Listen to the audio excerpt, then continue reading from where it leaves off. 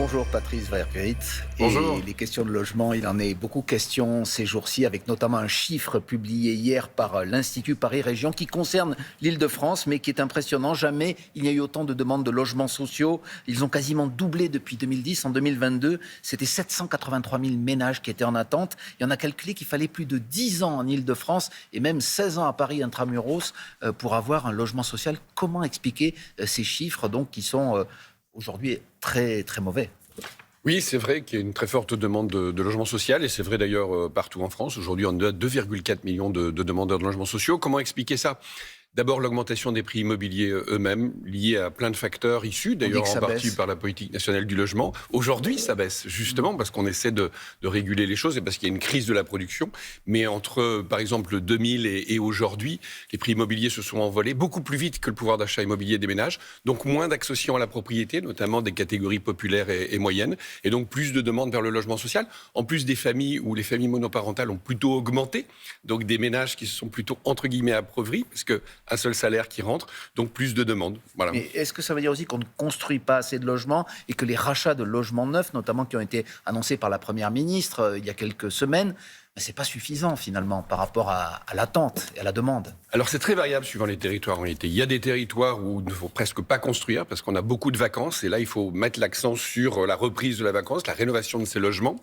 Et puis il y a des territoires où il faut beaucoup construire. L'Île-de-France évidemment en fait partie, les métropoles, les sites en réindustrialisation. Et là il faut mettre le paquet effectivement. Et c'est ce qu'on veut faire avec le gouvernement aujourd'hui et l'accord qu'on a trouvé notamment avec le mouvement HLM. Alors il y a un public qui a souvent des problèmes de logement, ce sont les étudiants. Vous allez annoncer aujourd'hui des mesures pour le logement étudiant. Qu'est-ce qui va se passer dans les prochains mois, Patrice Vergrit? Alors c'est vrai que moi, quand j'apprends que 12% des étudiants aujourd'hui renoncent à leur premier choix d'études pour des questions de logement, il y a à agir. Donc c'est vrai qu'on va travailler tous azimuts. On a décidé avec la Première ministre, avec Sylvie Retailleau, qui est ministre de l'Enseignement supérieur, de lancer un grand plan logement étudiant. Et on va travailler, j'ai envie de dire, sur tout ce qui est possible. Mobiliser davantage de foncier dans les universités pour pouvoir construire des logements étudiants. Transformer des bureaux en logements. Essayer effectivement de prendre des engagements sur la construction de logements sociaux étudiants avec le pouce pour les bailleurs sociaux. Est-ce qu'il y a des constructions qui vont être décidées prochainement? 35 000 dans les prochaines années, 8 000 dès l'année prochaine en logement social étudiant. Et tout ça avec des accompagnements aussi d'autres types de résidences. On a par exemple notamment autorisé dans le cadre du projet de loi de finances davantage de résidences en logement locatif intermédiaire, c'est-à-dire des loyers 15% en dessous du marché pour les étudiants. Donc c'est vrai qu'on va focaliser, on va mettre le paquet, j'ai envie de dire, pour pouvoir répondre à cette demande, parce qu'on ne peut pas priver nos étudiants de l'accès au logement. Et honnêtement, aujourd'hui, pour le pouvoir d'achat, la précarité étudiante, c'est d'abord le logement. Mais c'est du logement public ou privé, vous dites 8 000 logements l'année prochaine. Qu'est-ce qui va se passer exactement? 8 000 logements sociaux étudiants et 35 000 dans les années qui viennent, dans les 3 années qui viennent. Et puis également, il ne faut pas qu'il y ait que du logement social étudiant, il faut aussi répondre à du logement intermédiaire, c'est-à-dire moins que le marché, 15% en dessous du marché. Il en faut, j'ai envie de dire, pour toutes les bourses, il faut en tout cas développer le logement social étudiant et travailler tous azimuts, c'est ce qu'on va faire. Pénurie de logement d'un côté, trop de l'autre. On a beaucoup parlé cette semaine des locations de meublés touristiques type Airbnb qui pullule, si j'ose dire, dans les grandes villes et singulièrement à Paris. Une proposition de loi vise à changer la fiscalité qui est aujourd'hui très avantageuse pour les propriétaires qui peuvent louer et payer peu d'impôts. Un abattement à 30% pour tout le monde serait sur la table. Est-ce que vous y êtes favorable? Est-ce que vous êtes favorable globalement à encadrer ce marché? Alors, vous avez raison. D'ailleurs, c'est l'une des explications du manque de logements étudiants. C'est-à-dire, effectivement, les meublés touristiques se sont développés et souvent au détriment d'autres personnes. Les étudiants en ont été les victimes. Alors d'abord, la priorité, c'est de donner aux maires la possibilité d'arrêter, de limiter le développement dans les communes, j'ai envie de dire, où aujourd'hui c'est excessif. Mais même moi, à Dunkerque, j'ai connu plus 47%, plus 47% de meublés touristiques en 2 ans. Vous vous rendez compte, le développement? Et donc ça se fait au détriment des personnes qui ont besoin de résider sur le territoire ou des étudiants. Et donc du coup, il faut casser, j'ai envie de dire, cette dynamique dans les territoires où ça s'est trop développé. Comment Alors d'abord, donner aux maires un outil pour arrêter le développement, réguler le marché. C'est ce qui est fait dans la proposition de loi qui a été votée en commission là et qui va passer très prochainement, j'ai envie de dire, dans l'hémicycle de l'Assemblée nationale, Et donc, on aura la possibilité pour les maires de contrôler ce marché. C'est-à-dire là où les maires considèrent que ça va trop vite, trop fort, eh bien, ils auront un outil pour dire, là, on va limiter le développement.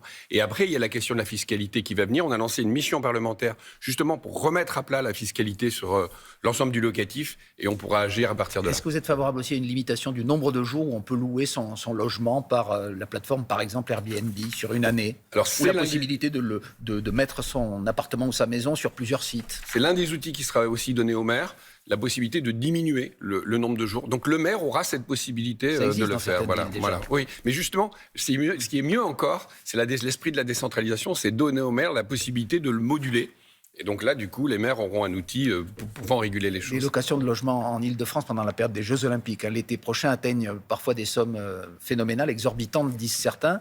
Est-ce que ça vous choque lorsqu'on loue, par exemple, 1 000 € par nuit au mois d'août 2024, son appartement à Paris? C'est toujours choquant quand on essaie de profiter finalement d'un événement, d'une grande fête populaire pour essayer effectivement de se faire de l'argent, si vous me permettez. Donc ma collègue Olivier Grégoire travaille avec les hôteliers, avec les plateformes justement pour essayer au moins d'avoir une charte éthique sur ce sujet et essayer de respecter une certaine décence. Une charte éthique, mais il n'y aura aucune obligation. Aujourd'hui, il n'y a pas effectivement de possibilité de moduler à travers la loi. Mais je l'espère que ma collègue va trouver, j'ai envie de dire, quelque chose qui permettra au moins de respecter les règles. De respecter les règles. Alors, Patrice Vergrit, vous êtes donc ministre du Logement. La COP28, la conférence sur le changement climatique, a débuté hier à Dubaï. Parmi les solutions pour réduire l'empreinte carbone, il y a bien sûr la rénovation des logements et la fin des passoires thermiques. C'est pour ça que ça vous concerne directement. On en est très loin encore aujourd'hui. Est-ce que le gouvernement est toujours prêt à aller vite sur ce point? Par exemple, est-ce qu'il est toujours prévu que d'ici un an, c'est ce qui est aujourd'hui dans les textes, les logements qui sont le plus, entre guillemets, passoires thermiques, en catégorie G, comme on dit, ça fait plus de 600 000 logements, soient interdits à la location. Alors que, on l'a expliqué, il manque aujourd'hui de logements. Alors la transition écologique, c'est pas une option.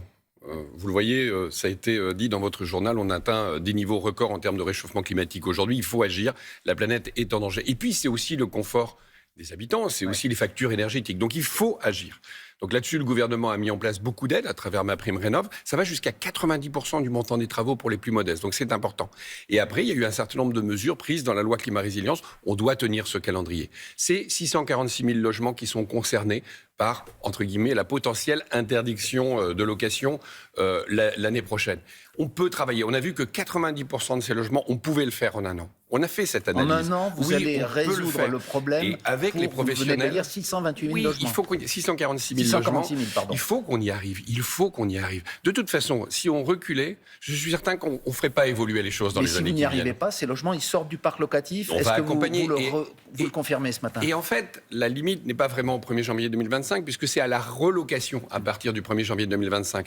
Donc, c'est à la fin du bail. Donc, certains logements là-dedans pourront avoir leur fin de bail en 2026, 2027. Donc, on a le temps pour le faire. Il faut simplement un peu d'énergie et un peu de volontarisme. Il y a parfois des propriétaires qui n'ont pas les moyens de faire ces travaux. Les propriétaires qui n'ont pas les moyens sont accompagnés à 90% par MaPrimeRénov' aujourd'hui. Donc, le gouvernement a mis en place, on a mis des accompagnateurs, on met les moyens pour pouvoir accompagner ces propriétaires. Cette COP28, donc sur le changement climatique qui se tient dans un pays producteur de pétrole, qui vit de la production du pétrole à Dubaï, est-ce que ça vous paraît normal? Est-ce que c'est un petit peu baroque? Quel est votre sentiment d'homme politique français là-dessus? Alors c'est vrai que Dubaï est plutôt le symbole des énergies fossiles et puis on ne peut pas dire qu'en termes de politique d'aménagement ou d'urbanisme, ce soit exemplaire en matière de transition énergétique. Pour autant, il faut embarquer tout le monde finalement dans cet enjeu parce que on est en train de parler d'un enjeu climatique mondial.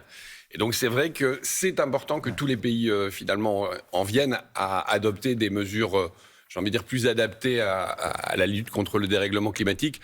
Donc j'ai envie de dire, je suis partagé entre... C'est vrai que ce n'est pas un très très beau symbole, mais en même temps, il faut aussi que demain, ils fassent évoluer leur politique. Mais serait-il plus crédible de le faire dans un autre pays, pour vous? J'en sais rien. En tout cas, si ça peut permettre de faire évoluer les Émirats arabes par rapport à la transition écologique, ce sera une bonne chose. Sinon, ça restera un symbole négatif. Patrice Vergrit, vous êtes un des nouveaux venus, un nouveau visage de ce gouvernement, puisque vous êtes ministre du Logement depuis l'été dernier, depuis un remaniement où on avait reproché à certains, dont votre prédécesseur ministre, de ne pas être assez visible. Et voilà qu'on reparle de remaniement. Il y a eu l'épisode Éric Dupond-Moretti qui échappe à une condamnation, qui donc reste au gouvernement, mais les rumeurs, il y a Olivier Dussopt aussi qui attend un jugement. Est-ce qu'aujourd'hui, vous sentez ces bruits d'un gouvernement qui n'est pas très stable?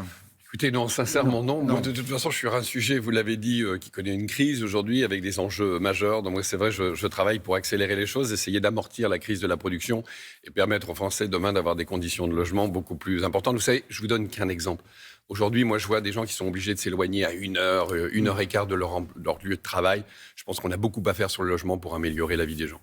Merci beaucoup, Patrick Vergrit, ministre donc délégué au logement